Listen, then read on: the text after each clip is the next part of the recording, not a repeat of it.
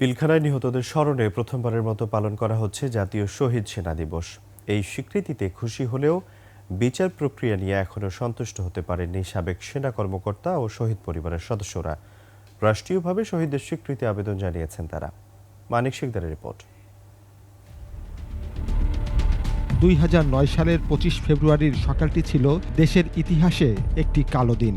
দুদিনের ভয়াবহ নৃশংসতায় স্তম্ভিত পুরো জাতি। কার ইশারায় কি কারণে 57 সেনা কর্মকর্তা সহ 74 জন প্রাণ হারালো তা এখনও স্পষ্ট নয়। অন্তর্বর্তী সরকার দায়িত্ব নেয়ার পর পিলখানা হত্যা ও বিচার নিয়ে নতুন করে আলোড়ন সৃষ্টি হয়। ভুল বিচারে দীর্ঘদিন ধরে যারা কারাগারে ছিলেন তাদেরও মুক্তি দেয়া হয়। এ নিয়ে নিহত সেনা পরিবারের মাঝে মিশ্র প্রতিক্রিয়াও আছে বলে জানান বর্ডার গার্ডের চিফ প্রসিকিউটর। ওই নিহত পরিবারবর্গ তারা নিশ্চয়ই সঠিক বিচারের কিছু অংশে নিশ্চিত হয় নাই। মৃত্যুদণ্ড হয়েছে, তারা অবশ্যই সন্তুষ্ট, কিন্তু খালাসপ্রাপ্ত হয়েছিল তার বিরুদ্ধে তাদের ক্ষোভ ছিল। 25 ফেব্রুয়ারি জাতীয় শহীদ সেনা দিবস হিসেবে ঘোষণা করে এবার প্রথমবারের মতো দিবসটি পালন করায় খুশি সেনা সদস্যরা।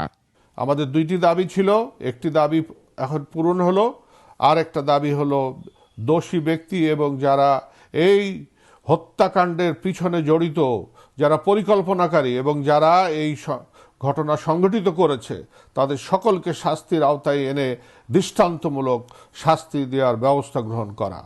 তবে পিলখানায় নিহত পরিবারের সদস্যদের দাবি, শহীদ সেনা দিবসের চেয়ে পিলখানা গণহত্যা দিবস হিসেবে পালন করা বেশি যৌক্তিক। দেশ জুড়ে তোলপাড় ওয়ালটন ফ্রিজ কিনে আপনিও হয়ে যেতে পারেন মিলেনিয়ার। দরবার হলের ভিতরে দোয়া পাঠ করেছিলেন, উনি শাহাদাত বরণ করেছেন। তারপরে বিডিআরের কয়েকজন সদস্য ছিলেন, তারা প্রত্যেকে বিপদগামী ছিল না। সেই ক্ষেত্রে যদি পিলখানা হত্যা দিবস হয়, তারপরে কিছু সিভিলিয়ান তো আছেন, সব কিছু মিলে এটা পিলখানা গণহত্যা দিবস হলে আমার কাছে মনে হয় কোনো বৈষম্য থাকে না। পিলখানায় সেদিন যারা প্রাণ হারিয়েছেন তাদের রাষ্ট্রীয়ভাবে শহীদের মর্যাদা দেওয়ার আবেদন ভুক্তভোগী পরিবারের। আমাদের প্রত্যেকটা অফিসারকে যেন শহীদের মর্যাদা দেওয়া হয়, গেজেট করে যেন শহীদের মর্যাদা দেওয়া হয়। মানিক শিকদার, 21 টেলিভিশন, ঢাকা।